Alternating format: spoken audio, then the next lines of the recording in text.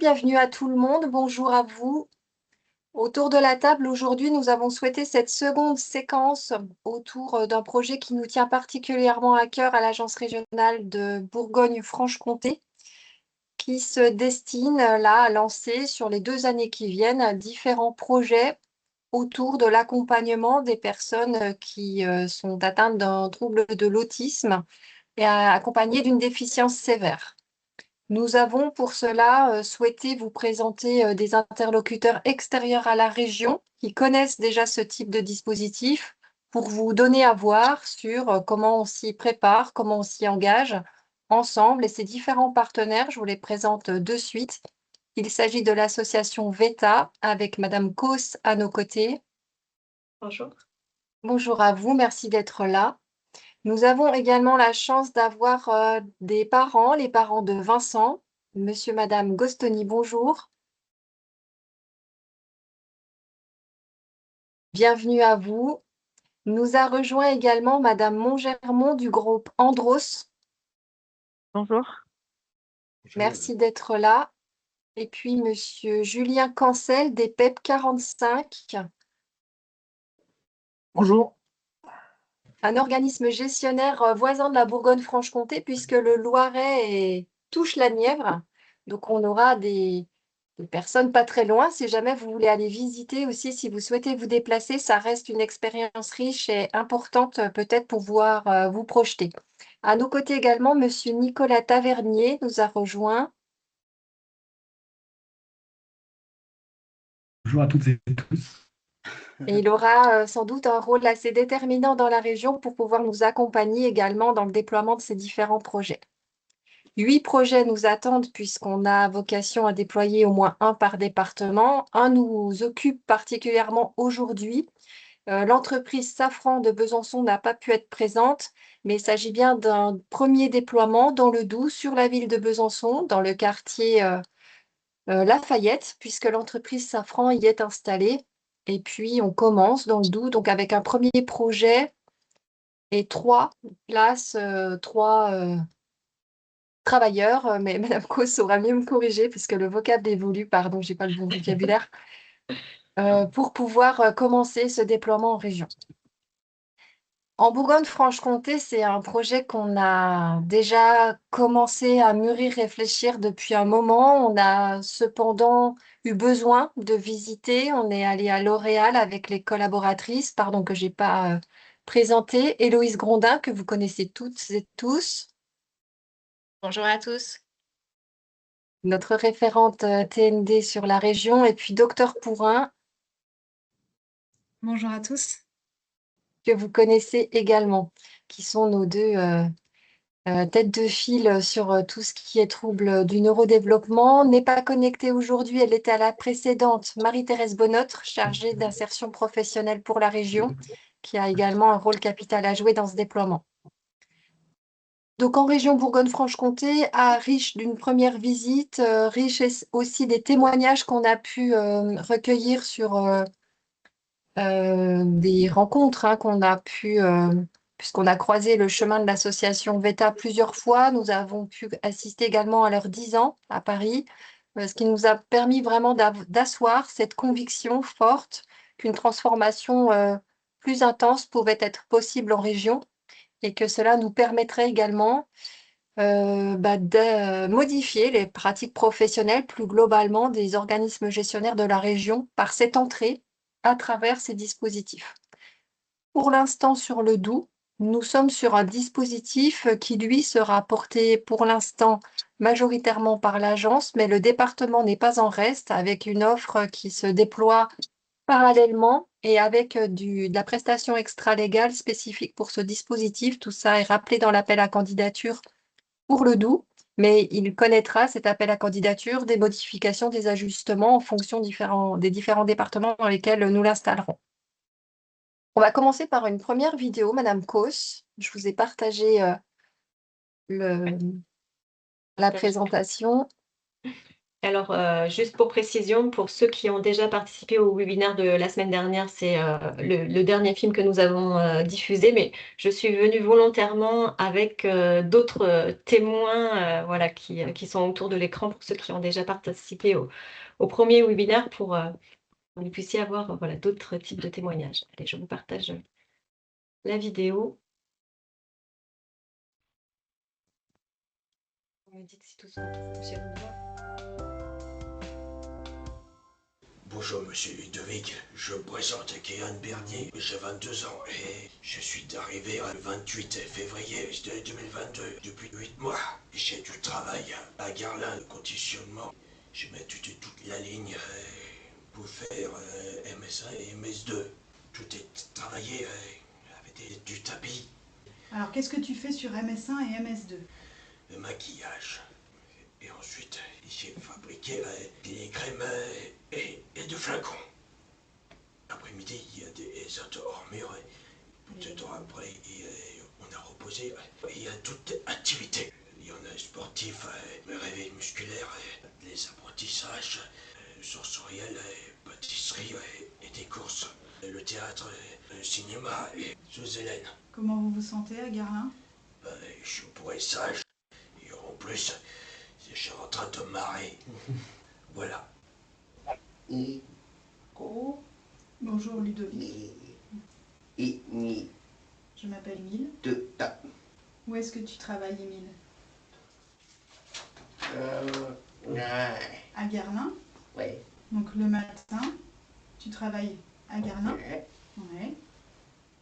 Et l'après-midi, qu'est-ce que tu fais? Tu te reposes. Et ensuite, les différentes activités, la cuisine. Émile, est-ce que tu peux nous présenter comment s'articule ta matinée à Garlin? Voilà, donc Émile travaille sur MG1. MG1. La pause. LM1. MG1. Ça, c'est aujourd'hui. Qu'est-ce que tu fais exactement à Garlin? Montre la feuille. Tu t'installes au poste. Oui. Tu prends les pipettes. Tu les mets dans les godets. Tu mets les boîtes dans la machine. Ouais. Tu contrôles les boîtes aussi. Donc il a un poste de dépose, un poste de contrôle et un poste d'approvisionnement des lignes. Oui, tu mets les boîtes dans le carton. C'est comment Garlin pour toi du coup? C'est comment Garlin pour toi? Tu es heureux. Bonjour. Je m'appelle Maverick, 24 ans. J'ai travaillé depuis 29 mars 2021. Je travaille dans coursement, j'ai PC1. Je mets les bouts dans les godets, je mets les boîtes dans la machine, je mets les capots dans la machine, je fais les étiquettes, j'allume et je fais transparaître. Est-ce que tu aimes ton travail? Oui, j'aime tout le travail. J'entends bien avec Cohen, oui. Avec David, Sabrina, Katia, avec Nathalie, Stéphanie. Ils sont bien au travail. Je serai agréable d'après. Je rentre à l'ESAT. Je repose. Quelle est l'activité que tu préfères? Cuisine. Je fais les gâteaux Finité1. Maverick, il adore faire la pâtisserie. Oui.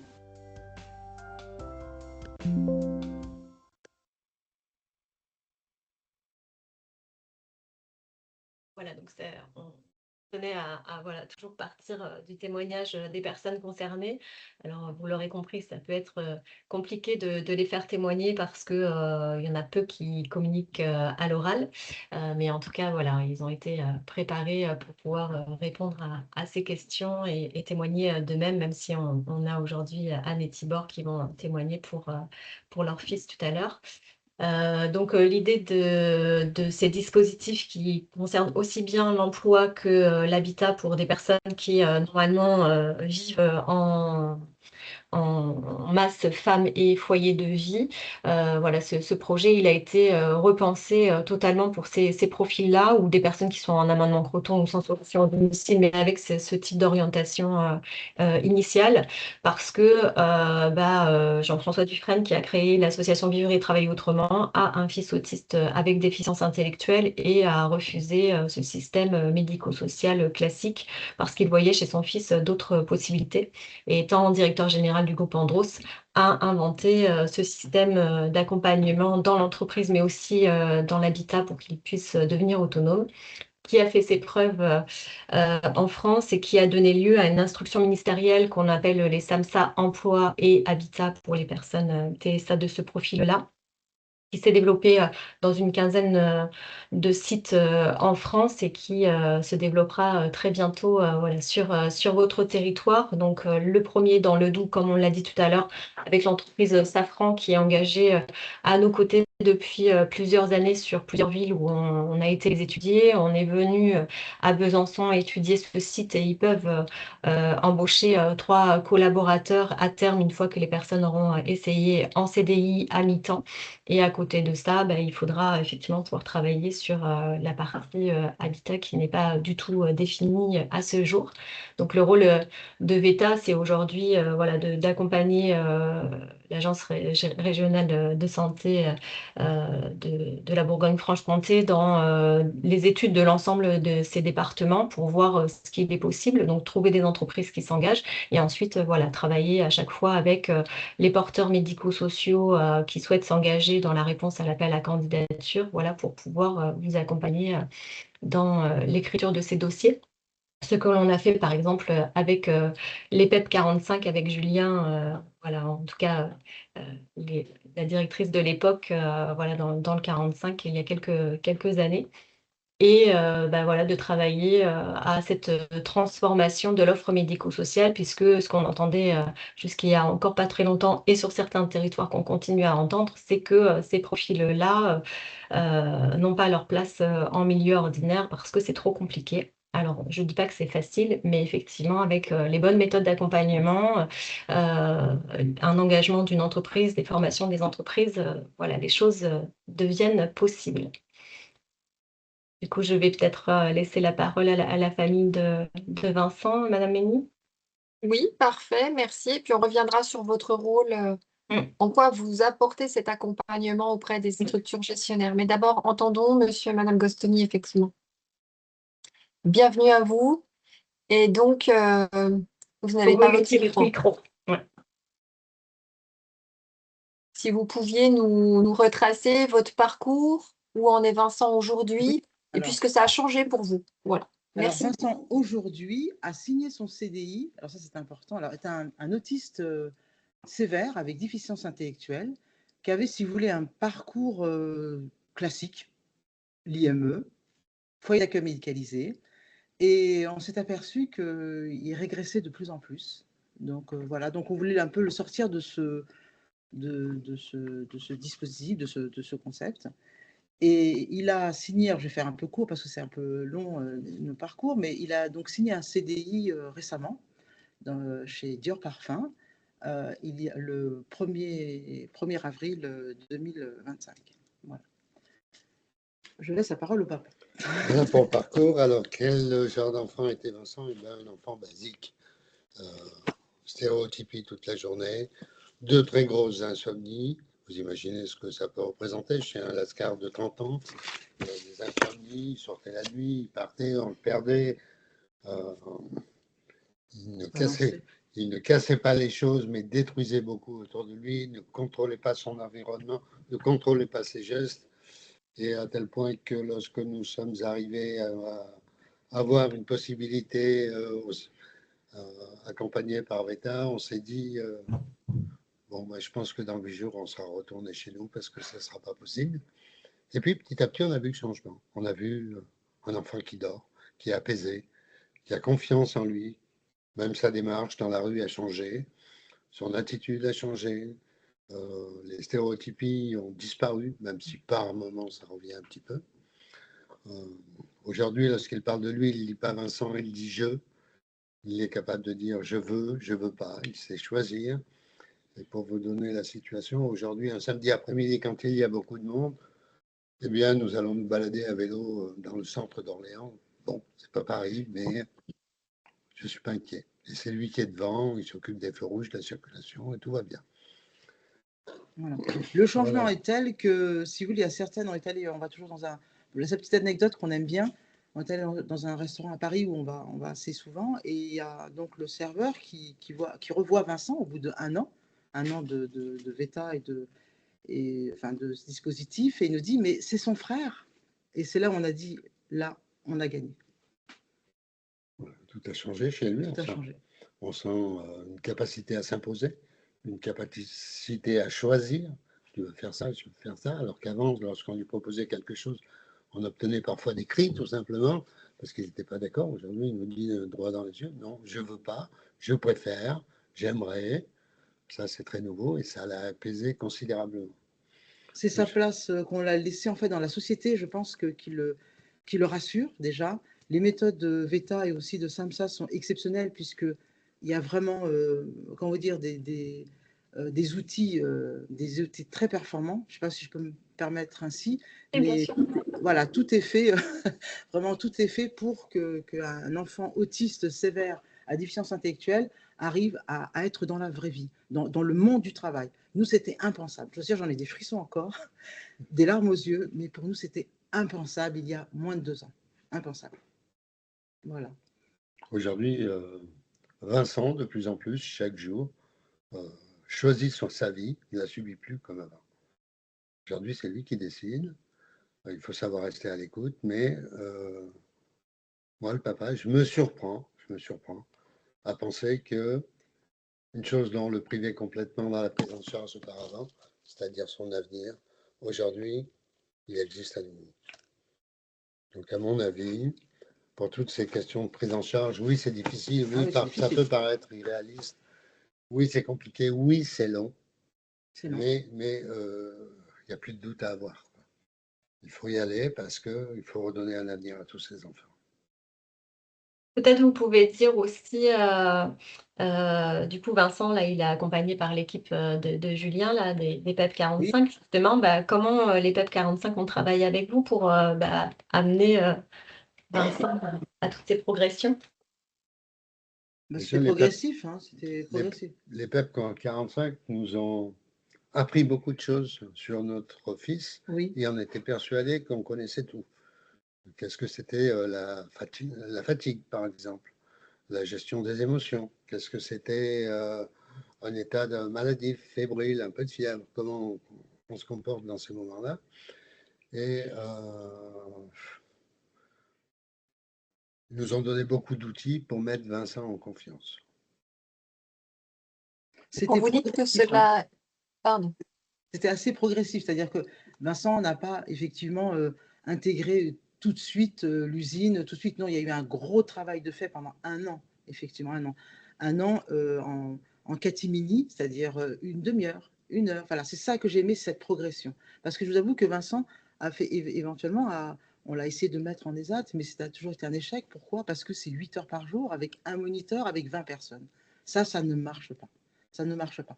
Et là, si vous voulez, les outils qu'ont VETA et SAMSA vraiment peuvent accompagner bien l'enfant à une réussite.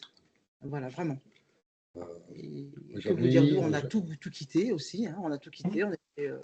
On avait notre confort hein, aussi en tant que parents, notre confort, des jeunes retraités.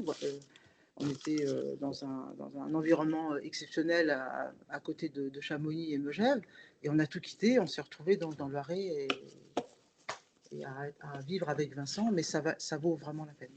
Voilà. Maintenant, il n'est plus avec nous depuis quelques mois, parce qu'il est dans son logement. Mais si vous voulez, ça, je veux dire, à tous les parents et à tous les professionnels, c'est vrai que c'est dur. C'est quelque chose de vraiment, c'est un combat, un challenge. Hein, on ne sait pas, ça ne sort pas comme ça du ciel quand on voit ces jeunes-là. Même il y en a un qui ne parle pas et qui arrive quand même à s'exprimer avec des pictos. alors qu'il a, comme Vincent, aussi déficience sévère. Moi, je dis qu'il faut, il faut y aller, quoi. Et c'est surtout, c'est dur, c'est difficile. Ça, je vous avoue que c'est difficile. Et Veta, face à cette pathologie, nous a appris beaucoup de choses quant à la patience, quant à la confiance. Les choses sont possibles, il ne faut pas aller trop vite. Mille merci, mille merci. Si des questions se posent, n'hésitez pas d'abord à les noter. On va faire le Oui, tour bien. des différents interlocuteurs et puis ensuite on ouvrira vraiment la parole à tout le monde, mais on voulait que vous puissiez avoir une séquence globale avec différents prismes de vue. Et du coup, maintenant, Madame Montgermont, j'aimerais que vous nous parliez de votre place d'entreprise pour nous ordinaires. Qu'est-ce que c'est qu'une entreprise qui a envie de s'engager aux côtés de ce type de dispositif? Pourquoi vous y allez? Euh, on peut se dire, tiens, c'est aussi une question d'image. Voilà, comment est-ce que vous faites exploser ces codes-là et pourquoi vous le faites? Alors, ben, Marilyn en a parlé. Mhm. La première chose, c'est que nous avions un directeur général chez Andros dont le fils était porteur d'autisme et qui était plutôt révolté par les solutions qu'on lui proposait et qui se disait il n'y a pas de raison en fait qu'on n'essaye pas de le faire travailler. Et ça, c'est plutôt culturel chez Andros, c'est de se dire bah, essayons. Voilà, peut-être que c'est impossible et ça on verra bien, mais en tout cas, dans l'absolu, on a essayé et ils ont commencé comme ça, parce que moi, j'étais pas là à l'époque, et ça a très bien marché. D'ailleurs, ça a si bien marché que ça continue toujours, que bah, les personnes qui ont été embauchées il y a plus de 10 ans, en fait, sont toujours en fait chez nous et que le dispositif en fait a été tellement révélateur de plein de choses parce qu'en fait on pourrait se dire bah alors c'est super pour les enfants et moi aussi hein, quand j'entends les témoignages de parents je trouve ça génial. Mais il faut savoir aussi que côté entreprise c'est porteur de sens parce que justement comme vous le disiez souvent on nous dit bah voilà vous faites ça pour des enjeux d'image.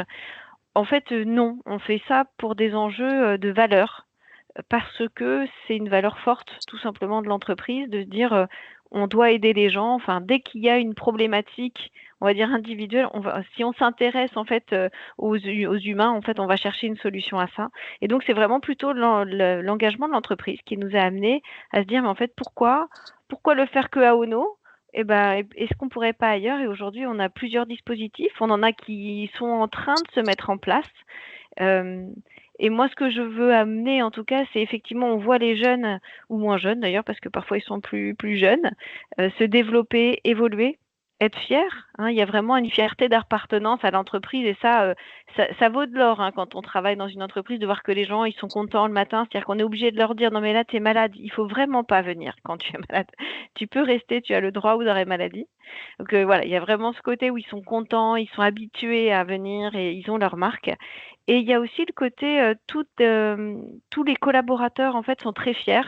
On a des exemples tous les jours, hein, de collaborateurs qui sont fiers de dire: «Mais en fait, moi, je vais pas me plaindre avec mes petits tracas. Je regarde, je les vois travailler, je les vois venir, je les vois essayer de faire tout ce qu'ils peuvent, pour s'adapter», hein. On est une entreprise, donc on est en constante évolution et on les voit s'adapter, chercher des solutions, être accompagnés sur ces sujets-là. Ça a même aidé nos salariés temporaires puisque en fait, tout ce que Veta a mis comme dispositif d'affichage dans nos usines sont utilisés aussi pour nos intérimaires qui arrivent, qui parfois ne parlent pas notre langue et du coup, en fait, on s'est rendu compte que ça avait aussi ce bénéfice pour l'entreprise. On a aussi même, hein, par ricochet, en fait, des bénéfices parce que parfois certains de nos clients sont au courant que nous sommes investis en fait sur ce sujet et ça amène aussi en fait des gens de dire ben voilà moi je vais consommer plutôt des produits Andros parce que je sais que vous êtes partie prenante sur ces sujets. Honnêtement on le recherche pas parce qu'en fait on communique très peu sur le sujet, on l'a pas fait du tout pour ça. Par contre on peut dire et on accepte toujours de témoigner pour dire faites-le, essayez, on voit que ça marche. On voit les gens se transformer. Alors évidemment, hein, on reste quand même sur une population de personnes porteuses d'un autisme sévère.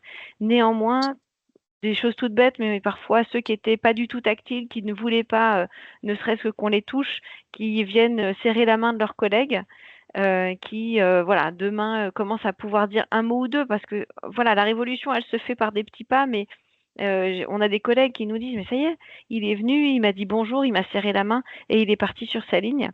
Ben voilà, c'est tout le pourquoi en fait on a mis en place ces dispositifs et qu'on continuera cet engagement auprès de VETA. Comment vous y êtes préparé et comment vous avez amené aussi le personnel, soit des lignes en proximité ou plus globalement, aussi à adhérer à cette démarche? Alors, se préparer, on s'est beaucoup préparé grâce à VETA, hein, grâce aux associations aussi qui nous, voilà, au quotidien nous aident, mais nous ont aidés, nous ont formés. C'est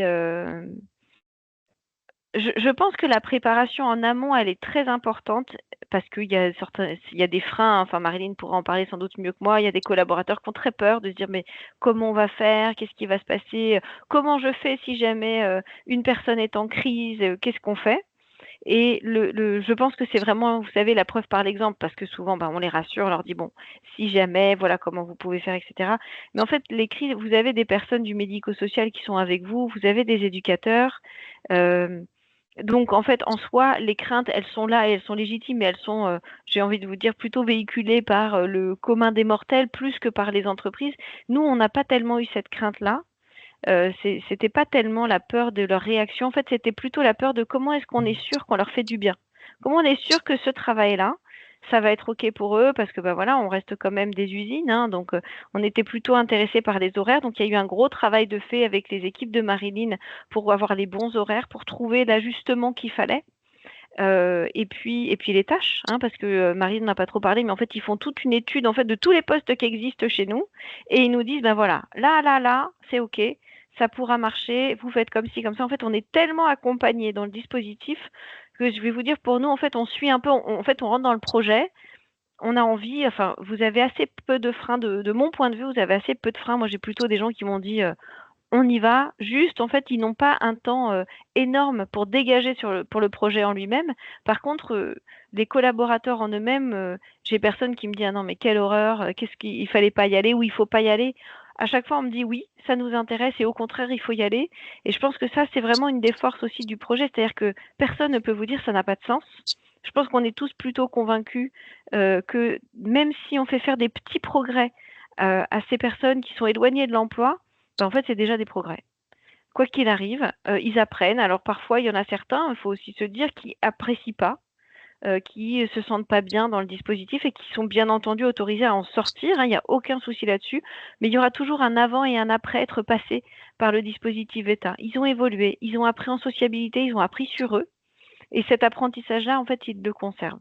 Et du coup, c'est vraiment ça, en fait, nous, notre préparation, bah voilà, c'est une préparation, on va dire, d'entreprise, mode projet.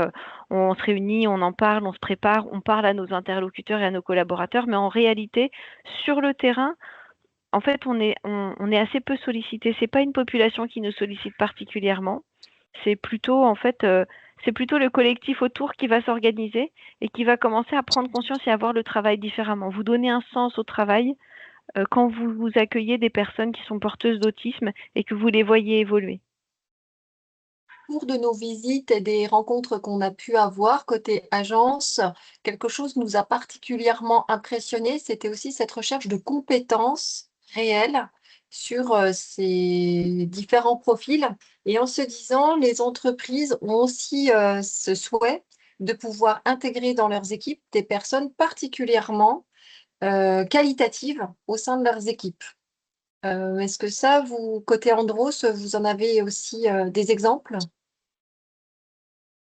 Euh, Là, sur à ouais. Ono, par exemple, Anne, sur tout ce qui est pesée de matière, ou Ah, le chocolat, la vanille, etc., où effectivement le directeur de l'usine nous a retransmis que en fait il y avait des économies de matière depuis que les personnes autistes étaient sur ce poste, parce que une personne autiste, si on lui dit je dis n'importe quoi, hein, 25 kilos 00, c'est 25 kilos 00 et pas 26 ou ou 24, etc. Donc, en fait, la première année, ils avaient évalué en fait, une économie de matière qui était très importante, hein, de plus de 20 000 € sur les matières. Donc, en fait, effectivement, il y a une vraie plus-value sur certains postes par rapport à un autre salarié qui va se lasser plus sur des tâches de ce niveau-là. Et là où la personne autiste, au contraire, dans les compétences qu'elle a, va donner du mieux aux entreprises. Et l'autre chose, c'est ce que disait Anne tout à l'heure, c'est le bénéfice de ces méthodes qui peut servir à tous les salariés. Et ça, en termes, si on parle en termes d'économie pour une entreprise, pour la formation des intérimaires, ils sont passés de 2 semaines à 2 jours sur le site de Ono, etc. Donc, en fait, tout ce qui sert aux personnes autistes sert à l'entreprise de façon globale. Et en dehors d'Andros, parce que là, on est sur le domaine de l'agroalimentaire, on est beaucoup dans l'ultra-luxe. Nous, on est chez Dior, chez Guerlain, chez Louis Vuitton, chez L'Oréal. Et on travaille maintenant avec l'aéronautique, comme Safran chez vous, là où on va être dans le secret défense également. Et là, dans ces entreprises-là, on va chercher l'excellence, la rigueur, la précision. Et c'est des choses que beaucoup de personnes autistes vont pouvoir développer ou ont déjà avant d'arriver sur nos dispositifs. Et c'est là que les entreprises ont bien compris par rapport à ce handicap qu'il y avait une vraie plus-value sur ces compétences professionnelles-là. Et puis j'ajouterais, nous qui sommes vraiment très perturbés par les questions d'absentéisme, on n'a pas du tout ces problèmes-là sur les sites où le dispositif VETA est mis en place. Et d'absentéisme des personnes autistes, mais d'absentéisme aussi. Les entreprises nous ont fait un retour qu'ils avaient moins d'absentéisme de leurs salariés de façon globale depuis qu'il y avait un dispositif comme celui-ci sur site, parce que, disent-ils, ça permet de relativiser la bobologie, parce que les collègues se disent, bah, c'est important, par exemple, pour Vincent que je sois là, parce qu'on travaille tous les deux sur la ligne, voilà, et bah, c'est important que je sois là, voilà. Les petits bobos de tête ou les choses comme ça, bah, c'est plus relativisé. Et ça, c'est vraiment les salariés qui nous font le retour. Voilà. Ce matin, j'ai pensé à un tel et je me suis dit, bah, si tu sors de ton lit et tu y vas, voilà. Donc, il y a plein de bénéfices secondaires auxquels on ne s'attendait pas, nous, initialement. Hein. Merci, oui, c'était assez capital de pouvoir réentendre, si vous ne l'aviez pas déjà entendu, toute cette recherche effectivement d'excellence à travers des profils du coup neurotypiques, mais certainement différents de ce qu'on peut connaître pour nous et surtout différents de ce qu'on peut en projeter sans doute. Et côté organisme gestionnaire, vous, Monsieur Cancel, donc vous nous parlez du Loiret, oui, vous avez développé ce projet au sein de la ville de Orléans, si j'ai bien compris. Quelle a été aussi votre motivation de départ? Pourquoi vous vous êtes engagé dans ce type de projet? Comment vous y êtes préparé? Et aujourd'hui, quel retentissement vous voyez au sein de votre structure? Alors, moi, je n'étais pas au départ du projet, mais j'ai quand même 2 ans maintenant dans le dispositif. Donc, effectivement, je vais faire de mon mieux, en tout cas, sur l'origine. J'aurais juste commencé par dire que c'est le modèle en lui-même qui est intéressant. C'est-à-dire que oui, il y a des freins à lever, oui, il y a des changements à apporter, bien sûr qu'il y a des choses à construire. Le modèle en lui-même, il est hyper intéressant parce que ça donne une habitude à des personnes qui vont aller se lever le matin, qui vont aller au travail, qui vont rencontrer des gens au travail, qui vont faire des collègues, qui vont avoir des soirées avec leurs collègues, qui vont avoir des activités à l'extérieur tous les après-midi, par exemple, et ils répètent ça tous les jours. Et en fait, c'est le fait de répéter tous les jours qui est vertueux. C'est le fait d'aller au travail tous les jours qui est vertueux. Donc déjà, avant de peut-être détailler plus, juste je trouve que le modèle en lui-même est rien qu'en soi quelque chose qui est positif, enfin, voilà, qui va dans vraiment qui est thérapeutique ou éducatif. Après, peut-être aussi vous dire que de toute façon, au niveau de l'organisme gestionnaire, au niveau des directions, on n'est pas seul sur ce type de projet. On ne se lance pas seul dans un projet comme celui-ci. L'apport de VETA et des partenaires, évidemment, est vraiment aidant, indispensable, moi je pense, pour pouvoir se lancer dans un projet comme ça. Et avec toute une organisation qui peut du coup venir vraiment en soutien. Alors, vous dire au niveau du lancement du projet, peut-être des points sur lesquels il faut peut-être être un petit peu vigilant. Pour l'aspect inclusion professionnelle en entreprise, je dirais que c'est l'aspect peut-être le plus simple en tant qu'organisme gestionnaire parce qu'on a tout un étayage. On est vraiment accompagné par VETA sur une analyse de poste, de trouver des partenaires, des entreprises qui vont s'engager dans une démarche avec vraiment un cahier des charges, avec un engagement qui vraiment est facilitant. Enfin, en tout cas, nous, on est sur L'Oréal, donc du coup, et sur Dior. Vraiment, les entreprises, elles ont envie. Elles ont envie et en plus, c'est la direction. Tout le monde a envie, en fait, dans l'entreprise. Et ça, du coup, c'est vraiment une force.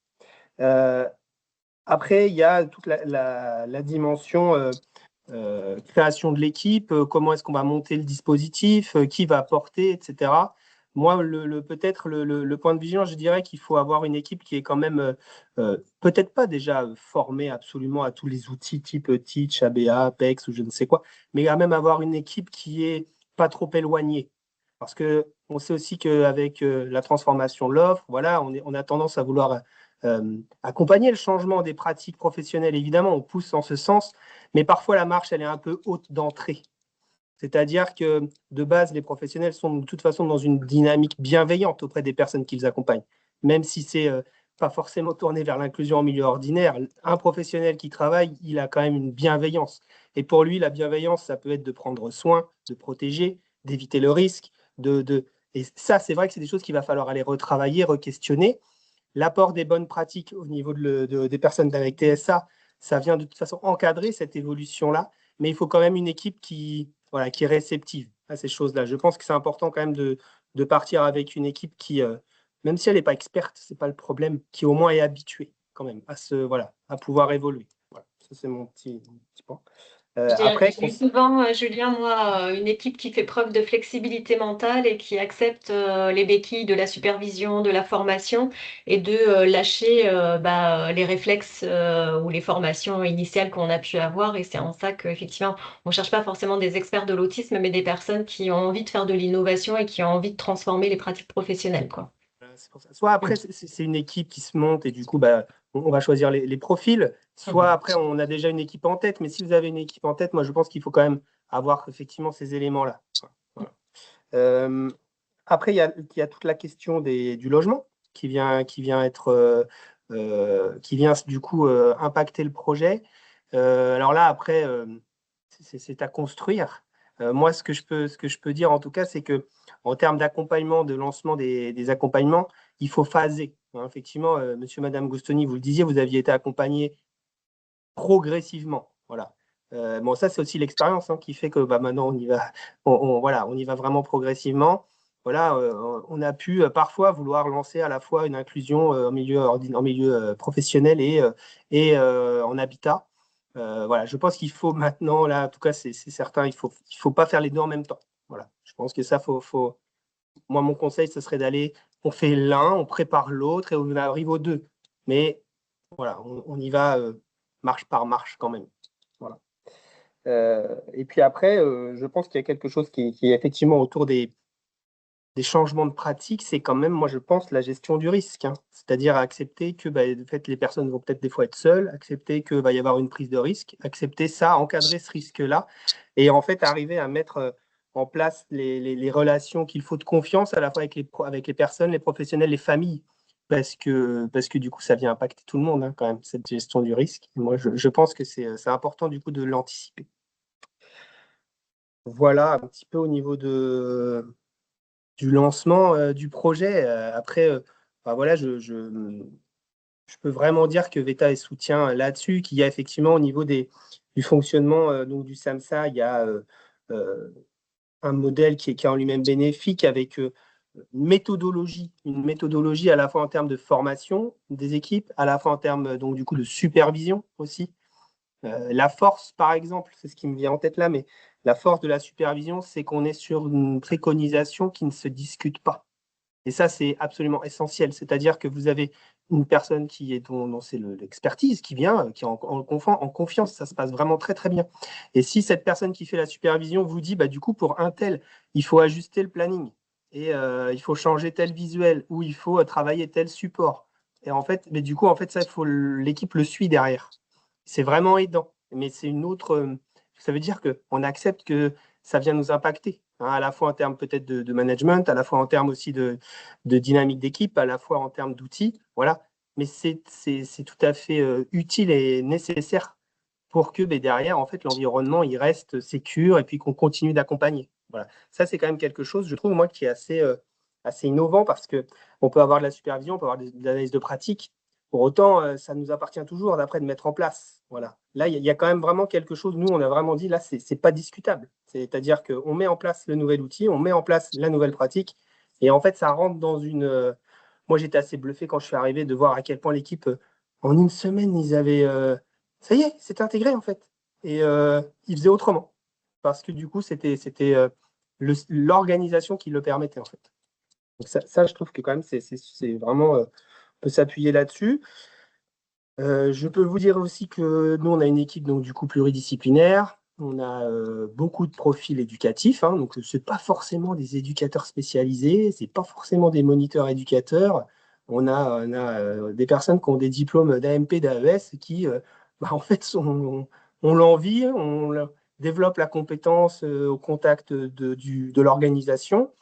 Donc, en fait, c'est plus une histoire au-delà du poste et de la formation initiale, je pense que c'est une histoire de flexibilité et, comme tu dis, Marilyn, de pouvoir s'adapter. Donc voilà, après, on a une ergo, conseillère en économie sociale et familiale, et puis chef de service. Voilà. Pour combien de résidents pardon, pour combien de travailleurs, s'il vous plaît? Alors, on va être à 12. 12. Hein, c'est pour resituer. On est encore en train de continuer à monter en charge sur ce dispositif. On a commencé chez L'Oréal qui a embauché 6 collaborateurs et on est en train d'avancer avec Dior pour 6 collaborateurs aussi.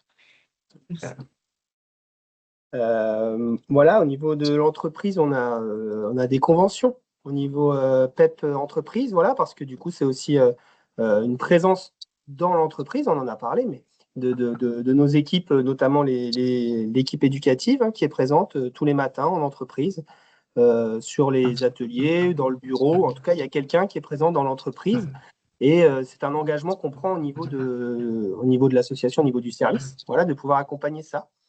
Et après, au fur et à mesure du temps, on va dire ce ratio d'encadrement ou cette présence, elle est amenée à évoluer, puisqu'aujourd'hui, on se retrouve par exemple sur l'usine L'Oréal où ils sont 6. On est toujours engagé avec 2 professionnels et on commence à se dire qu'en fait, les routines sont en place, les choses sont faites, tout le monde maintenant est plutôt aligné. Donc du coup, voilà, on commence à se dire peut-être qu'on va pouvoir retravailler tranquillement cette notion-là. Voilà.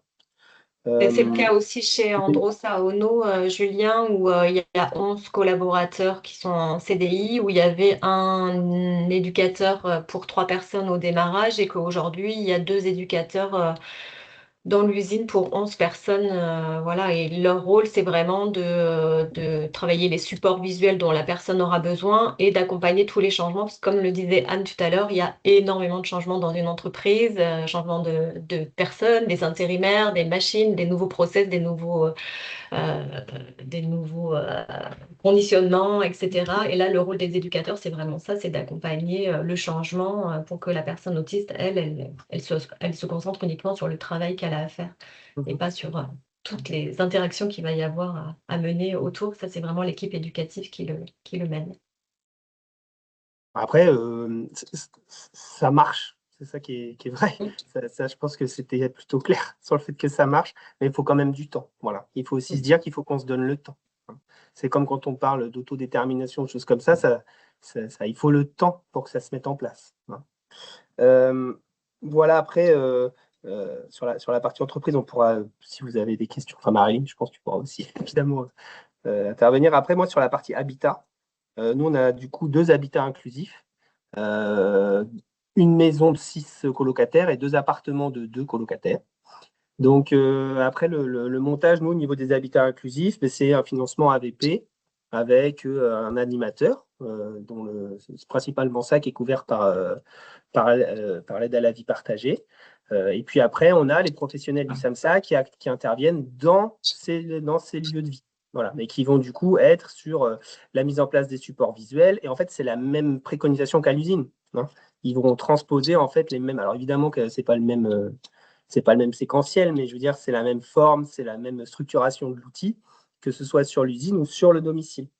Et donc, du coup, après, tout ça, c'est encadré dans le cadre d'un habitat inclusif avec projet de vie sociale et partagé. On a, nous, soit une gestion directe, soit une convention avec un partenaire qui a une agence immobilière à vocation sociale et qui prend en charge toute la partie gestionnaire, voilà, de ces appartements. Donc, on a nos animateurs qui sont là sur la partie collective, régulation de la vie du lieu, quoi, animation. Et puis, on a le SAMSA qui vient là en soutien sur une dynamique type SAMSA, c'est-à-dire que c'est plutôt sur de l'ambulatoire, hein, où du coup, ils vont venir et ils vont être sur des prises de rendez-vous et puis pouvoir mettre à jour les supports, mettre à jour les plannings. Bah, tiens, on a développé une nouvelle compétence, maintenant, il sait prendre le bus. Donc, du coup, bah, si c'est prendre le bus, ça a un impact sur son planning. Si ça a un impact sur son planning, ça a un impact sur le service à domicile, ça a un impact avec la famille. Et voilà. Et c'est le SAMSA qui pilote ça, en fait. Voilà, après. Et peut-être, Julien, justement, je crois que j'en ai parlé la semaine dernière sur l'évolution justement des collaborateurs, puisque on est parti sur un habitat inclusif collectif au démarrage du projet et qu'aujourd'hui, on a 2 collaborateurs qui sont sur un habitat plus autonome pour le coup, parce que ils sont dans une progression qui fait que là, on commence à tester d'autres choses. Donc, il y a une évolution aussi voilà, dans la forme d'accompagnement. C'est quand même central, hein, cette notion de l'habitat. Je pense que Madame Gostoni pourront aussi témoigner sur ça, sur l'offre qu'on peut proposer en termes d'habitat. C'est-à-dire qu'effectivement, le fait d'avoir des habitats diversifiés, ça vous permet de vous adapter aussi au profil de chacun. Puisque si quelqu'un a un profil peut-être pour viser un jour un logement seul en ville, etc., il faut qu'il puisse avoir des paliers, effectivement. Et donc, du coup, là, il y a quand même je pense qu'au niveau voilà, il y a une réflexion voilà, à mener en termes d'offres qu'est-ce qu'ils vont avoir comme offre de logement, en fait, effectivement.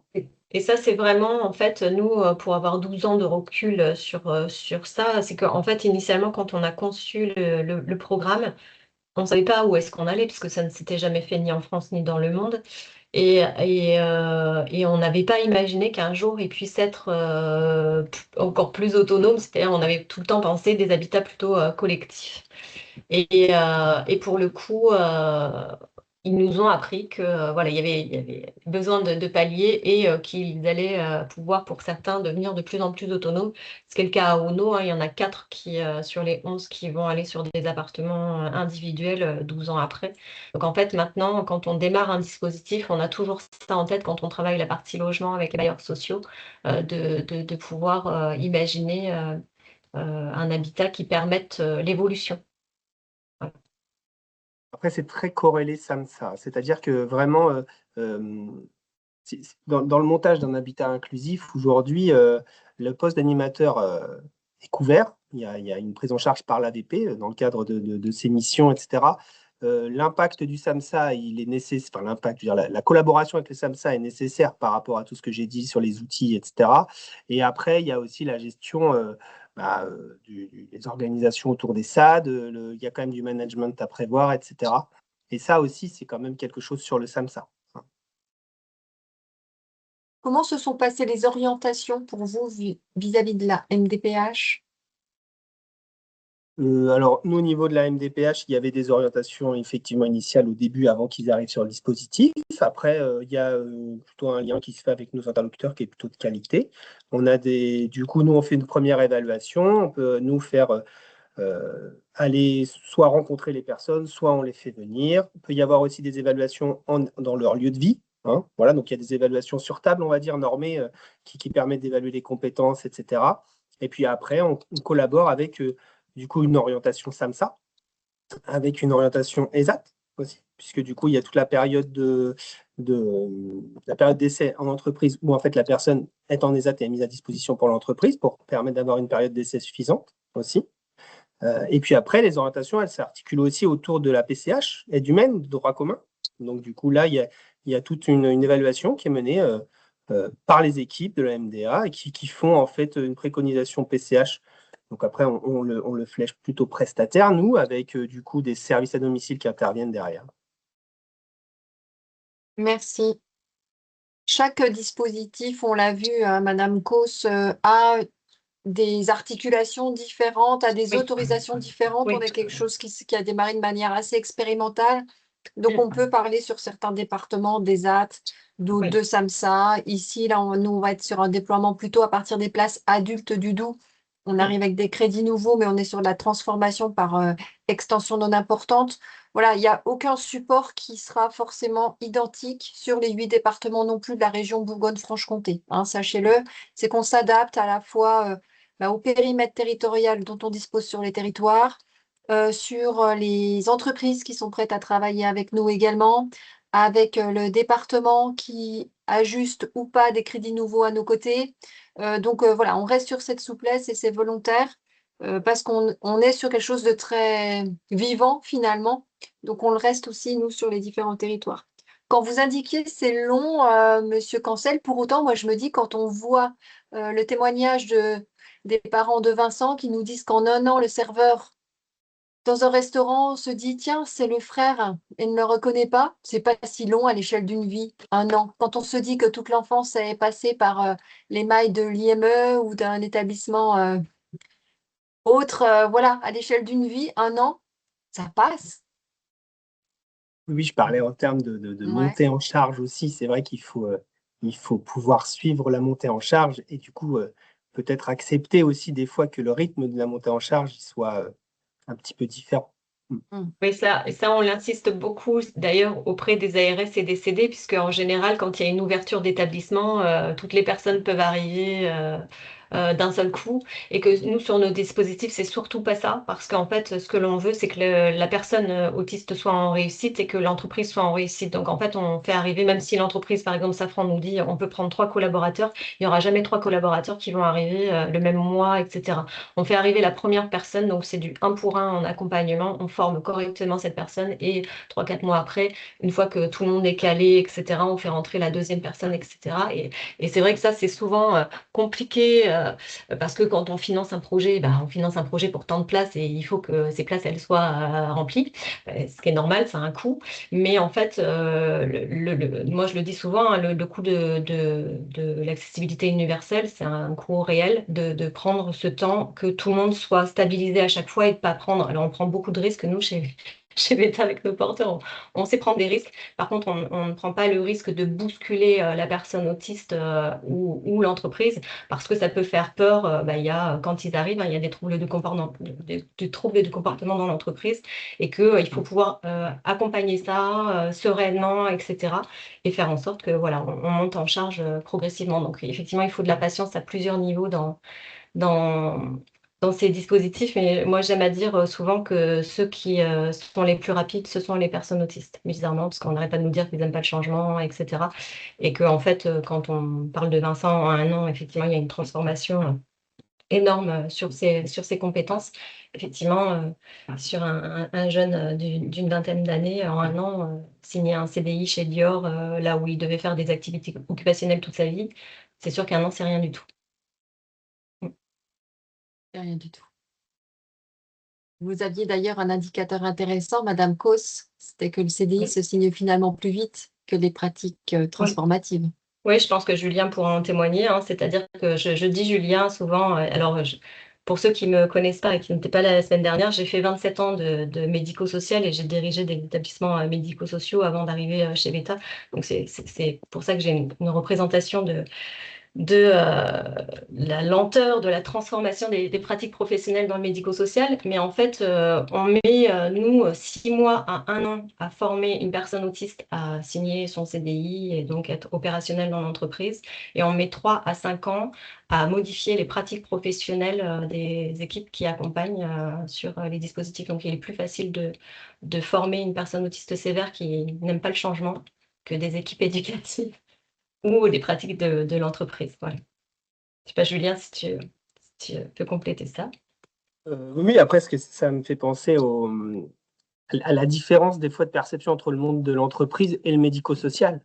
Où en fait, dans les entreprises, il y a des process très clairs, c'est comme ça. Moi, quand je suis arrivé, j'ai l'exemple de la rampe. Tu tiens la rampe, enfin la main courante quand on monte l'escalier. Le réflexe, c'est oui, non, tu tiens la rampe.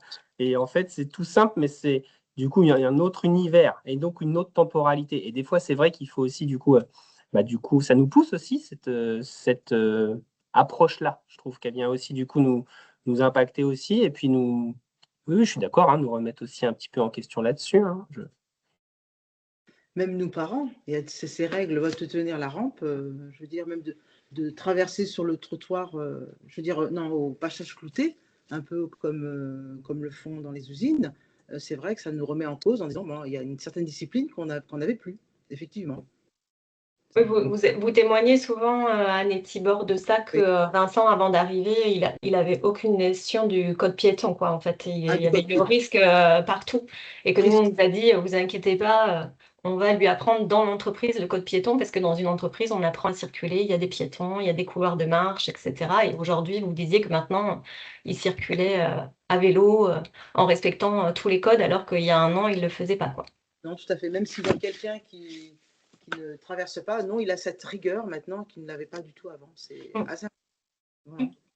Vous savez, c'est un peu bizarre, mais lorsque j'ai tendance, moi, par mon éducation, à passer au rouge, eh bien, il vient vers moi, il m'engueule, il me dit, mais fais attention. Voilà, des choses qu'il ne voyait pas. Maintenant, on sait qu'il est là, il est présent. En fait, on lui a dit de reprendre son père. Non, mais il est présent, il est dans la vraie vie, donc maintenant, il voit tout, Ah non, c'est impressionnant. Merci pour ces différents témoignages. Je veux aussi vous ouvrir à vous, collaborateurs, auditeurs, participants de la région Bourgogne-Franche-Comté, une séquence ouverte aux questions. Votre présence ici témoigne de votre intérêt pour le projet. Pour autant, on n'a peut-être pas abordé tous les sujets que vous souhaitiez, vous, aborder. N'hésitez pas à lever la main. On se donne des codes, nous aussi. Aborder peut-être d'autres points.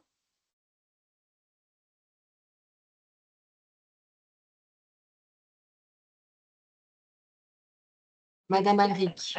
Allumez vos micros. Oui, bonjour. J'aurais plutôt une question pour Monsieur Cancel concernant l'organisation plutôt sur la version Habitat. Est-ce que sur l'organisation des professionnels, c'est des organisations imaginées en 24/24, 7 jours sur 7? Comment ça se passe, cette articulation avec le besoin des personnes sur leur logement et puis les professionnels qui interviennent? En fait, c'est du droit commun. Donc, en fait, c'est des services à domicile avec qui on conventionne, qui interviennent. Ça veut dire que ça n'impacte pas l'équipe du SAMSA. Après, on verra que l'équipe du SAMSA, il faut quand même qu'elle soit à côté. Mais le planning, c'est impacté sur les services à domicile, qui d'ailleurs, le fait de conventionner avec eux, en tout cas, moi j'ai trouvé qu'il y avait une belle dynamique, c'est-à-dire qu'ils ont plutôt l'habitude d'intervenir sur le secteur PA. Et là, du coup, ça leur fait aussi modifier leurs pratiques, évoluer dans leur façon d'accompagner, etc. Et donc, on a une dynamique de formation aussi auprès des AVS parce que ce n'est pas la même chose d'intervenir effectivement dans une personne âgée que dans un habitat inclusif avec des adultes autistes sévères. Donc, il y a une convention avec les SAD et il y a une évaluation des besoins. C'est pour ça que c'est intéressant aussi de pouvoir avoir une offre d'hébergement diversifiée parce que vous pouvez avoir des personnes qui vont avoir besoin, je vais prendre l'exemple de la nuit, qui pose souvent problème quand vous montez un projet. La nuit, en fait, on a un des habitats où il y a une veille de nuit. Donc là, il y a du monde 24/24, 7 jours sur 7, parce que, en fait, il n'y a pas la compétence pour les colocataires de gérer l'urgence. Ils dorment, hein, y a pas de... ils dorment, mais sauf que s'il y a un truc qui se passe, une intrusion, comme chez n'importe qui, en fait, et là, du coup, il y a besoin d'une veille de nuit. Et par contre, dans l'autre forme d'habitat, on a des profils un peu différents et donc, du coup, on n'a pas de veille de nuit. Donc là, on a un service à domicile qui s'en va à 20h30. Là, on a juste, mais 20h30, 21h. Après, il dort. Et puis, il se lève. Et puis, il y a le SAMSA ou le taxi qui vient les chercher pour aller travailler. Et pendant cet espace-temps, là, nous, ce qu'on a mis en place, il y a deux choses. Il y a une astreinte qui est prévue dans notre dotation. Et il y a une installation domotique avec des nouvelles technologies qui alerte la personne d'astreinte en cas de détection de fumée ou d'ouverture de porte. Voilà. À certains horaires, enfin voilà. Donc, en fait, au niveau de l'impact que ça a par rapport à l'équipe professionnelle, ni sur les animateurs des habitats, ni sur le SAMSA, on est présent 24 sur 24, 7 jours sur 7. L'enjeu, c'est d'avoir le conventionnement avec les services qui interviennent dans le droit commun.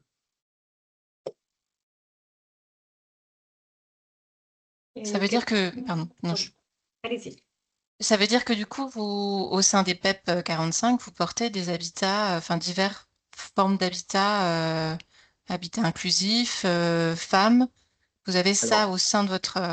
Au PEP, on a plus de 28 établissements et services, au PEP 45. Donc, on a tout un tas d'établissements classiques. On a des maisons d'accueil spécialisées, on a des foyers d'hébergement, on a des foyers de vie, etc. Là, par rapport au dispositif, là, c'est une nouvelle modalité. Ce sont vraiment les habitats inclusifs. Donc, et là, on a 2 formes d'habitat inclusif. On en a une en gestion propre. Donc, du coup, on est propriétaire. C'est nous qui faisons la gestion. Voilà.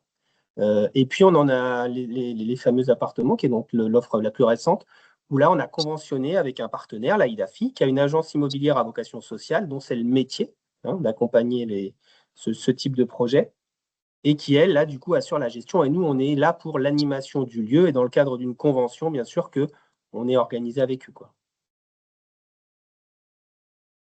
Je me permets d'intervenir avant de donner la parole à Madame Lafont sur cette question de l'habitat inclusif, juste pour vous mettre en visibilité que on a des liens très étroits avec les conseils départementaux et sur la question du lancement prochain du dispositif sur le département du Doubs et donc sur Besançon. On a bien sûr eu des échanges avec le conseil départemental du Doubs et j'ai eu l'occasion de participer à une réunion de la commission des financeurs de l'habitat inclusif et il se trouve qu'il y a un projet de création d'un habitat inclusif à Besançon pour des personnes autistes qui du coup serait extrêmement intéressant pour justement venir articuler l'offre d'accompagnement médico-social pour ce dispositif et l'habitat. Donc voilà, pour vous indiquer qu'il y a déjà des pistes qui sont identifiées pour cette partie habitat sur le département du Doubs, mais bien sûr, voilà, avec à articuler aussi avec d'autres formes possibles d'habitat en fonction voilà, des ressources, du porteur et du territoire plus globalement. Oui, à chaque fois, de toute façon, Madame Mény le disait, hein, on est rentré depuis 12 ans dans différents cadres administratifs et financiers parce qu'avant, il n'y avait pas l'instruction ministérielle. Mais encore aujourd'hui, malgré l'instruction ministérielle, de toute façon, on est obligé de s'adapter en fonction des territoires. Est-ce qu'on est en zone rurale ou pas? Est-ce qu'il y a à chaque fois des paramètres qui sont très différents d'un territoire à l'autre? Et avec Julien, on sait que quand on fait un plan de compensation du handicap avec une MDPH, en fonction des personnes, on n'obtient pas les mêmes droits d'un territoire à l'autre. Donc, à chaque fois, il faut qu'on arrive à composer voilà, l'ensemble du projet pour que ça s'adapte à ce territoire en question.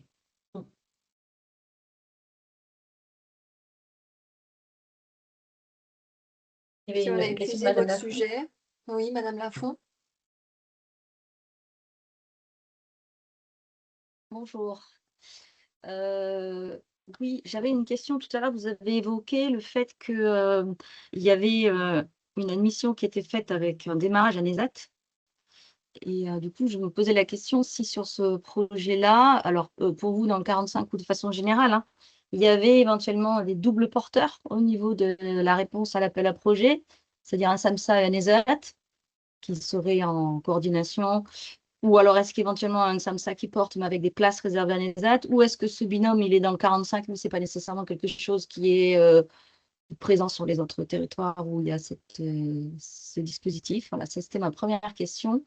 Et la deuxième question, alors moi, j'avais lu effectivement l'appel à projet et j'avais trouvé compliqué de se positionner sur la triple compétence, on va dire, travail, logement et autisme sévère. Qu'est-ce qui, pour vous, dans votre expérience sur ces 12 ans, est déterminant? Est-ce que c'est tout simplement la volonté d'y aller, la motivation pour y arriver? Ou est-ce que parmi ces 3 composantes, il y en a qui sont plus critiques que d'autres? C'est rare d'avoir les 3. Enfin, si, il y en a qui ont les 3, mais peut-être pas dans tous les départements. Voilà. Oui, puis avoir les 3, c'est pas non plus un gage de réussite, je peux vous le dire, parce qu'on a eu tout type de situation. Mais alors pour le SAMSA ESAT, tu compléteras peut-être Julien, mais en fait, effectivement, on voit tout à l'heure les collaborateurs quand ils parlent, qui disent ils retournent à l'ESAT, c'est en fait parce qu'en premier, on est rentré dans des cadres administratifs dans lesquels on pouvait. Donc en fait, les personnes n'ont jamais eu d'orientation ESAT initialement, hein. C'est un support juridique sur lequel on s'appuie parce que pour ces profils-là, en fait, il n'existe rien pour aller au travail, parce que normalement, quand on est orienté masse, on n'a pas le droit d'aller travailler, donc on a dû s'appuyer sur des choses existantes. Donc j'ai travaillé avec le ministère du Travail et le ministère du Handicap sur ces sujets-là, parce que quand on veut faire un stage, on est en situation de handicap, on peut faire une période de mise en situation dans une entreprise, c'est 15 jours renouvelable d'une fois, donc autant vous dire qu'avec nos profils, un mois, c'est pas possible. Donc en fait, on avait trouvé cette pirouette de avoir une orientation ESAT pour que la personne, elle puisse être détachée. Elle ira jamais à l'ESAT en fait. Elle est détachée pour l'entreprise. Donc la personne, elle, bah, ça lui permet de voir c'est quoi le travail, parce qu'elle n'aura jamais travaillé. Voilà, elle n'a jamais exploré ce mot travail ni l'action de travailler. Donc ça lui permet d'avoir 6 mois. Je me forme et j'essaye de travailler et je vois si c'est ce que j'ai envie de faire. Et pour l'entreprise, ça lui permet aussi, parce qu'on leur parle quand même de collaborateurs qui ont un handicap lourd, bah, d'observer ce collaborateur, de voir si ce collaborateur va être en capacité de monter en compétence et de répondre aux besoins de l'entreprise. Donc ça, c'est le seul cadre juridique qui nous permettait pour ces profils-là, voilà, d'avoir suffisamment de temps pour s'autodéterminer d'un côté comme de l'autre d'ailleurs. Voilà, donc en fait, aujourd'hui, on s'appuie encore, malgré l'instruction ministérielle, sur des orientations ESAT quand c'est possible. Et quand c'est pas possible, on fait en sorte d'avoir un porteur qui est en capacité de conventionner, faire des conventions de stage. Donc souvent, il faut avoir un IM Pro, un CSAT Pro ou des choses comme ça. Et du coup, voilà, on triche comme ça parce qu'aujourd'hui, rien ne nous permet en fait d'avoir un temps suffisamment long pour ces profils de personnes pour pouvoir faire l'essai. Donc c'est comme ça qu'on travaille. Et Julien, peut-être expliquer comment vous avez conventionné pour la partie ESAT avec une autre asso. Oui, au niveau du débarrage du projet, il y a eu plusieurs conventions qui ont été nécessaires parce qu'il y a un porteur, mais on n'était pas seul quand même, hein. Et donc, du coup, il y avait cette note, notamment avec les AT d'une autre asso dans le 45 et la d'API 45, avec qui on a conventionné. Où du coup, aujourd'hui, bon, il y a cette pirouette administrative, voilà, qui est en place et puis qui est travaillée ensemble. Et au-delà, on est allé un petit peu plus loin parce qu'on a fléché la possibilité d'avoir des stages. On parlait tout à l'heure d'une phase d'évaluation avant d'aller sur des notifications, etc. Donc, du coup, dans ce cadre d'évaluation, il y a la possibilité aussi, nous, on l'a fait là, de pouvoir aller sur un terrain de stage, donc à l'ESAT de la DAPI, où du coup, on a nous, SAMSA, qui évidemment, on y va, hein, on utilise en fait leur outil travail, et ça nous fait aussi un complément au niveau de l'évaluation. Mais ça, c'est sans parallèle. Et pour la deuxième question sur les expertises travail, logement, autisme, ça, on est assez partagé parce qu'on a déjà eu des associations médico-sociales qui avaient l'expertise travail, mais pas travail en milieu ordinaire forcément, mais en tout cas travail, logement, autisme. Je vais dire comme je pense, ça va peut-être froisser quelques oreilles, mais en fait, nous, ce que l'on a vu, c'est qu'il vaut mieux avoir un porteur qui est vraiment en capacité d'avoir une flexibilité mentale et en se disant, voilà, on va remettre en cause plein de pratiques professionnelles, on va avancer tous ensemble et tous ensemble, on a une expertise à pouvoir s'apporter, parce qu'on parle beaucoup de l'expertise VETA, mais nous, avec les porteurs, on travaille main dans la main, voilà, avec Julien ou avec les autres, et on s'apporte au fur et à mesure les uns les autres, et on fait progresser ce dispositif au fur et à mesure. Mais il faut vraiment voilà, avoir des porteurs qui soient en capacité de faire de l'innovation. Et le plus gros frein aujourd'hui, c'est que le médico-social méconnaît totalement le milieu ordinaire de l'entreprise et le milieu ordinaire de l'entreprise méconnaît totalement le médico-social. Et le plus gros fossé, il se situe là, c'est qu'en fait, il n'y a pas le même vocabulaire, il n'y a pas les mêmes contraintes, etc. Et c'est souvent là où ça ne fonctionne pas, parce que nous, on nous demande toujours, mais comment vous faites pour avoir les entreprises voilà, qui veulent à tout prix travailler avec vous? Anne l'a expliqué tout à l'heure, hein, c'est qu'on parle le langage de l'entreprise, on parle des besoins de l'entreprise, on ne cherche pas à tout prix à mettre n'importe quelle personne autiste dans l'entreprise, c'est-à-dire qu'on va faire des évaluations et on va trouver les personnes autistes qui correspondent aux besoins de cette entreprise. Donc, en fait, il y a tout un travail à faire. Donc, en fait, le porteur, on va beaucoup chercher un porteur qui a le goût de l'innovation, le goût de la remise en cause des pratiques professionnelles, le goût d'apprendre, le goût d'être supervisé et en le vivant comme étant une béquille et pas en étant une contrainte, comme Julien, tu l'expliquais bien tout à l'heure, en disant on ne se pose pas de questions. On sait que c'est ces méthodes qu'il faut mettre en place et on les met en place parce que c'est ce qui fonctionne. Parce que, en fait, ces méthodes, hein, c'est les méthodes recommandées par la Haute Autorité de Santé qui sont appliquées du matin au soir, du soir au matin, peu importe le lieu. Julien, tu le disais, dans l'entreprise ou dans l'habitat, ce sont les mêmes méthodes. Effectivement. Donc, en fait, c'est le fait que ça ne soit pas remis en cause. Bien sûr, les choses sont travaillées en équipe sur comment on va faire, comment cette personne fonctionne et quel est l'outil qui correspondra le mieux. Une fois qu'on a décidé que c'est cet outil qui correspond le mieux et on ne le décide pas en 6 jours, on le décide rapidement pour que les troubles du comportement puissent s'estomper très vite. Et bien effectivement, voilà, on a eu des porteurs, hein, des équipes éducatives. D'ailleurs, ça a été le cas hein, dans le 45, Julien, si on est très transparent au tout départ sur la première équipe, qui nous a dit, mais nous, c'est hors de question qu'on applique l'éducation structurée parce que l'éducation structurée, c'est faire des petits robots. J'ai vu avec la directrice de Julien et je lui ai dit, là, on va avoir un problème parce qu'ils nous disent qu'ils ne veulent pas appliquer les recommandations de la Haute Autorité de Santé, donc ça ne va pas être possible. Donc voilà, on travaille tous ensemble sur ça, sur cette flexibilité, cette formation et toujours s'appuyer sur les neurosciences et pas sur on est des experts depuis 40 ans de l'autisme, je t'en entends encore beaucoup, on a plein d'établissements autisme, etc. Ben oui, mais en fait, la science a évolué, les neurosciences ont évolué et aujourd'hui, on s'appuie sur ce qui existe aujourd'hui comme recommandation pour pouvoir travailler. Donc, pour le coup, comme toutes les équipes seront formées et supervisées, peu importe leur niveau de connaissance en autisme, ils peuvent ne pas être experts de l'autisme. Et peut-être est-ce mieux, parfois, dit. Des fois, ça nous a aidés. Des fois, ça nous a aidés parce qu'en fait, il y a moins de freins. En fait, j'ai toujours fait comme ça. Souvent, c'est pour avoir bossé 27 ans dans le médico-social, mais ça fait 20 ans que je fais comme ça.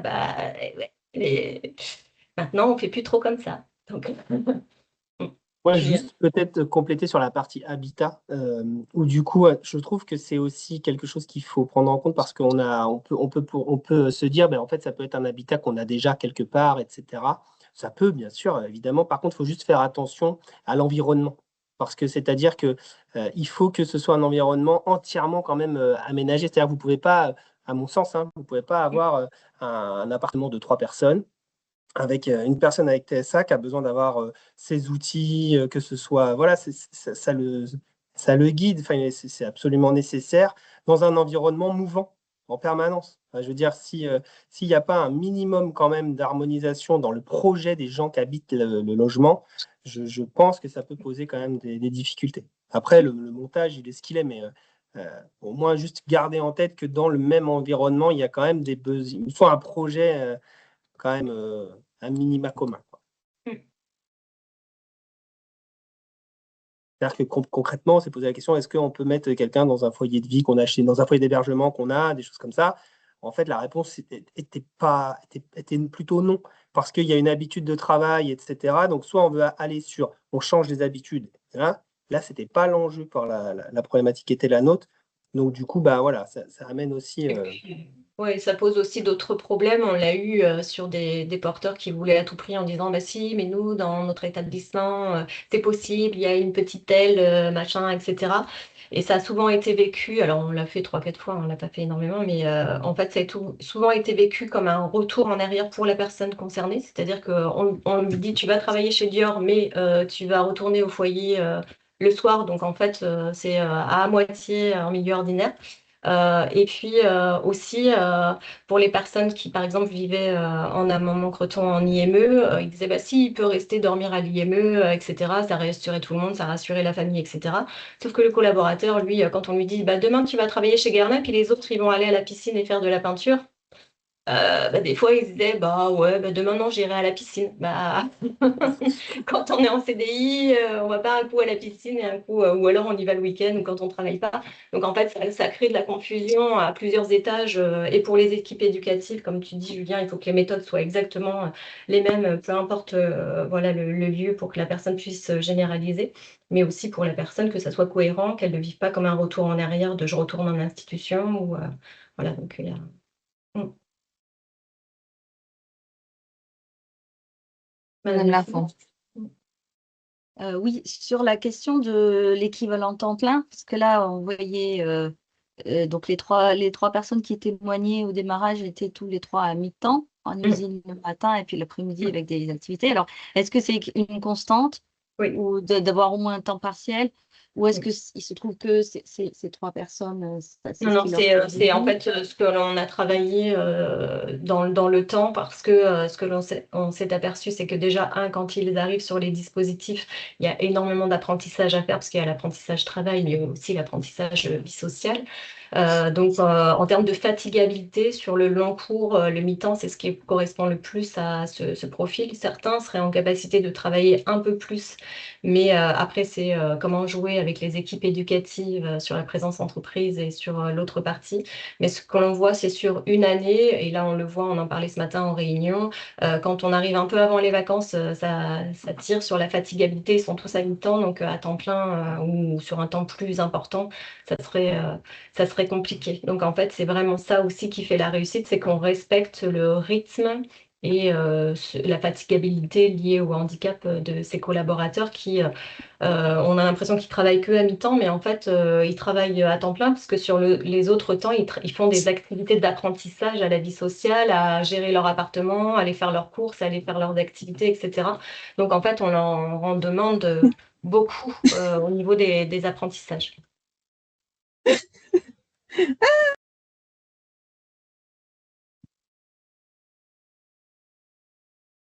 Merci, merci. D'autres questions?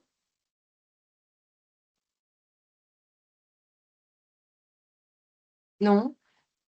Je voulais revenir sur un moment sur lequel vous avez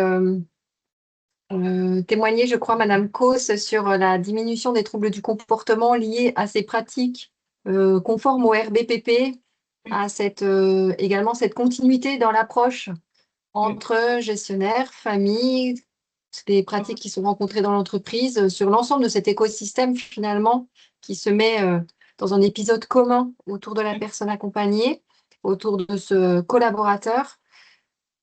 Moi, je voulais insister aussi sur le fait que demain, ces RBPP, mieux partagées, mieux communiquées, mieux comprises, mieux exploitées. On se dit, on en a la conviction en ARS Bourgogne-Franche-Comté, que c'est un gage finalement de mise à l'écart de certaines situations complexes que l'on rencontre aujourd'hui, et en se disant que sans doute, et même sans aucun doute, nous sommes, avec le secteur médico-social, parfois créateurs, générateurs de troubles du comportement à travers les pratiques professionnelles du moment.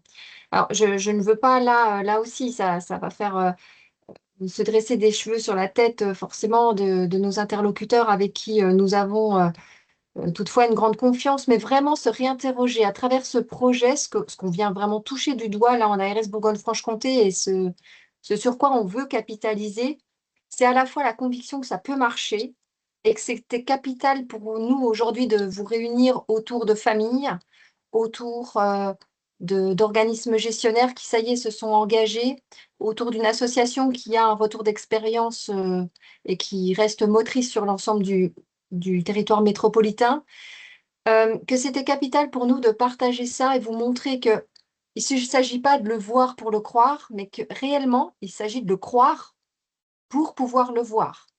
Et que c'est là vraiment le changement de paradigme qu'on a en région. Et que cette transformation, on ne l'a peut-être pas énormément évoquée là, mais elle vient ébranler les frontières du milieu ordinaire.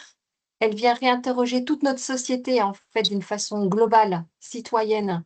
Elle vient ébranler aussi les pratiques en interne au sein des structures qui, parce qu'elles se sont engagées dans ces nouveaux systèmes, qui peut le plus, peut le moins.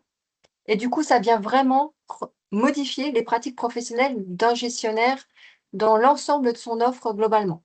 Et ça vient réinterroger ces pratiques. Là, vous l'évoquiez aussi avec l'exemple de faut-il revenir sur le foyer, faut-il revenir à l'IME?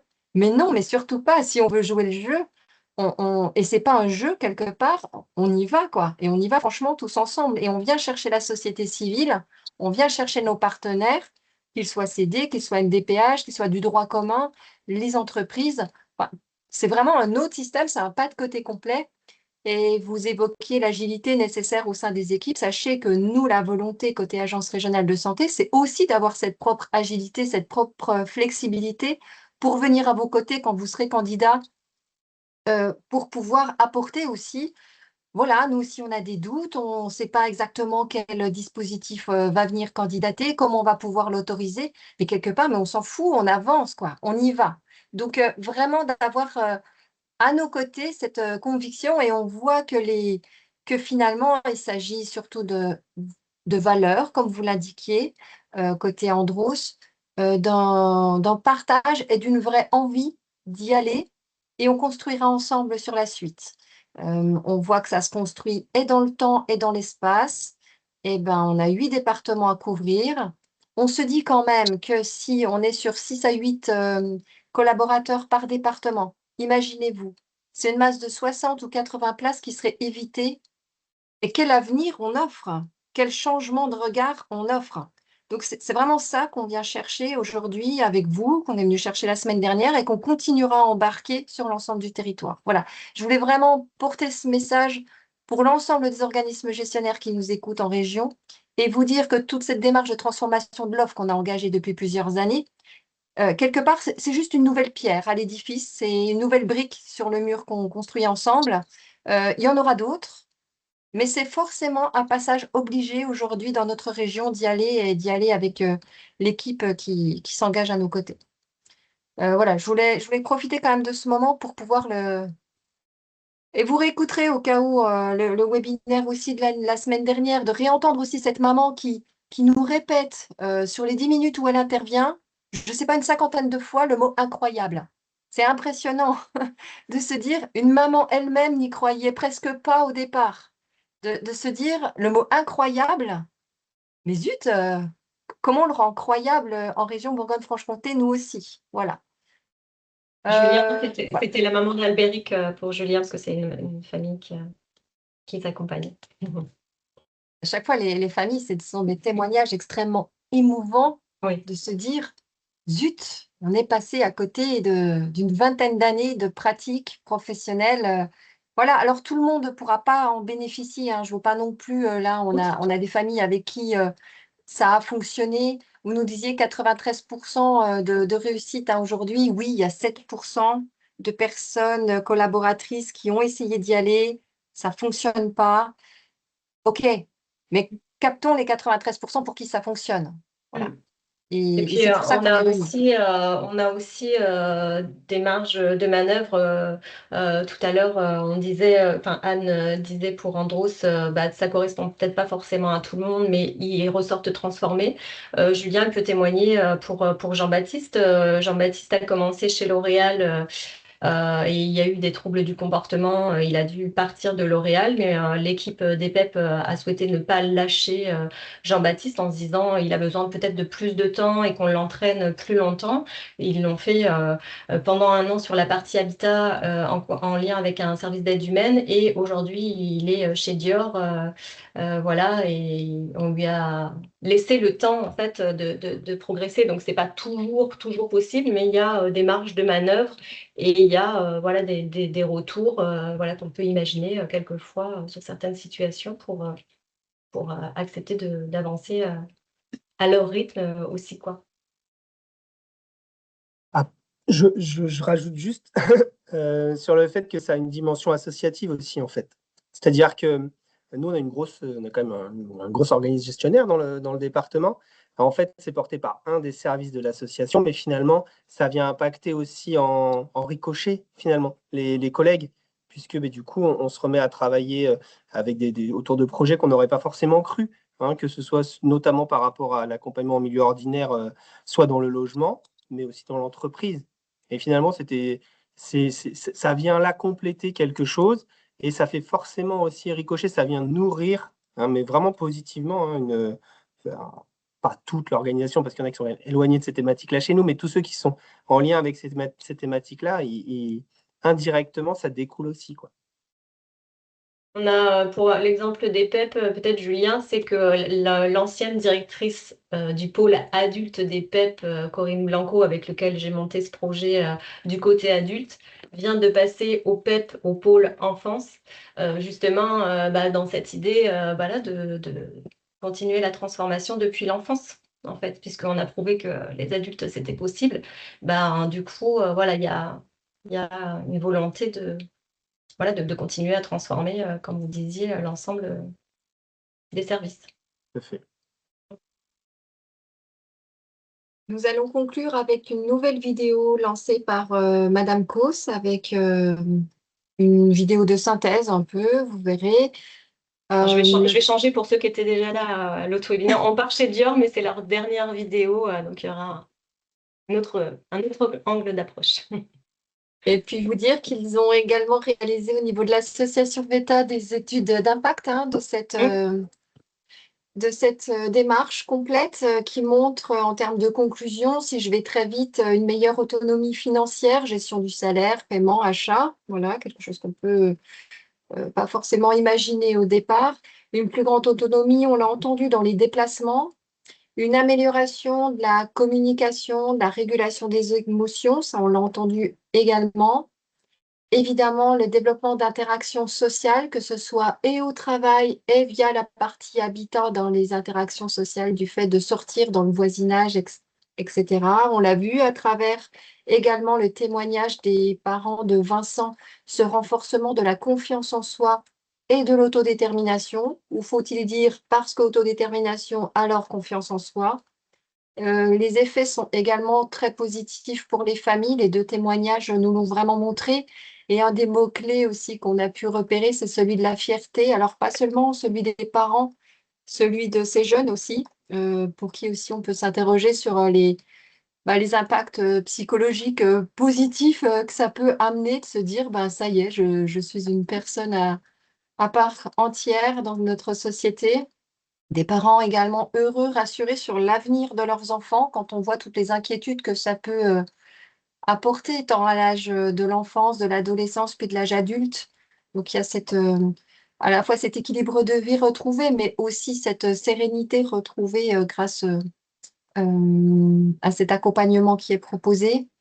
Le changement de regard au sein des entreprises me semble également capital. Moi, je me dis qu'on ne pourra pas changer la transformation du médico-social sans avoir aussi des pierres à apporter au sein même du milieu ordinaire. Et pour ça, montrer que ça a des impacts. Nous écouter aussi aujourd'hui le MFQ, Mouvement français pour la qualité, que j'ai rencontré dans une vie antérieure, mais que je garde toujours dans le coin de l'œil parce que je sais qu'ils ont des démarches également volontaristes autour de l'égalité homme-femme, autour de ces démarches dites développement durable, de la diversité. Donc, je sais qu'ils seront aussi possiblement des ambassadeurs utiles au sein de notre écosystème.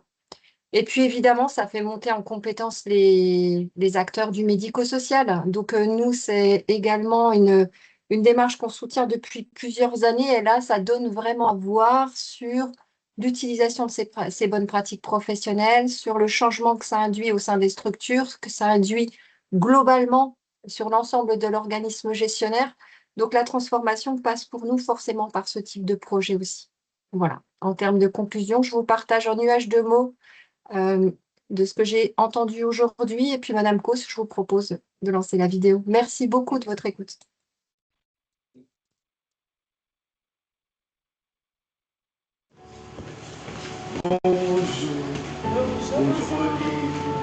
Le projet d'Ali, c'est un projet d'inclusion de travailleurs autistes en milieu ordinaire sur des sites industriels, en lien avec l'association VETA et les PEP du 45 et du 28. L'idée, c'est de participer aux études de faisabilité pour identifier les postes où des travailleurs peuvent être inclus. Ensuite, une fois l'inclusion faite, de gérer et de coordonner toutes les actions qui vont permettre de les développer dans le temps sur les différents postes de travail. Le gros de notre projet, c'est la communication. Les premiers progrès, c'est qu'ils peuvent être seuls sur des temps sur LinkedIn. En fait, si on met tous les outils en place tout va bien se passer.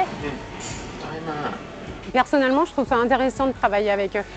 Ça a été très agréable, très surprenant, parce qu'en fait, on se rend compte qu'il est capable de faire beaucoup de choses.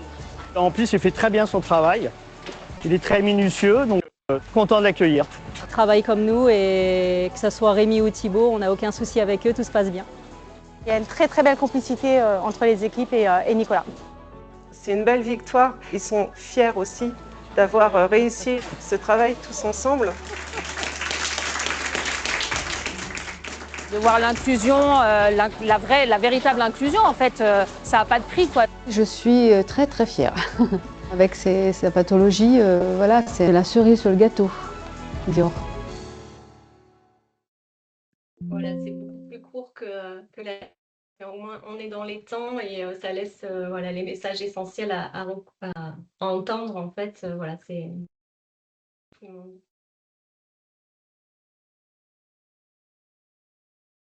Grand merci aux parents de Vincent, à vous, Monsieur Cancel, d'avoir pu vous mobiliser. Madame Mongermont, grand merci à vous aussi d'avoir pu témoigner. Merci à vous toutes et tous qui étaient connectés. Et évidemment, grand merci à Madame Cos pour l'engagement qu'elle nous apporte. Merci à vous pour votre ouverture. Ça fait du bien d'entendre des ARS parler de cette façon-là. Donc, je vais rester sur ça. Mais c'est pas le tout d'en parler. On faut qu'on y aille maintenant. Comptez sur moi. Et plus vite que ça. Très bon week-end. Au revoir. Merci. Au revoir. Au revoir. Bonne journée. Bonne journée. Au revoir.